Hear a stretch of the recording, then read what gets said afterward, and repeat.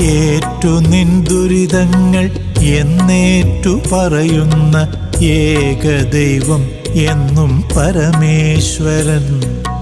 ഏതു പാപങ്ങൾക്കും പരിഹാരം കിട്ടും ഏറ്റുമാനൂരപ്പൻ സന്നിധിയിൽ.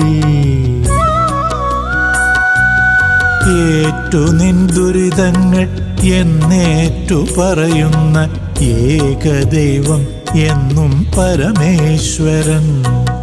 ഏതു പാപങ്ങൾക്കും പരിഹാരം കിട്ടും ഏറ്റുമാനൂരപ്പൻ സന്നിധിയിൽ.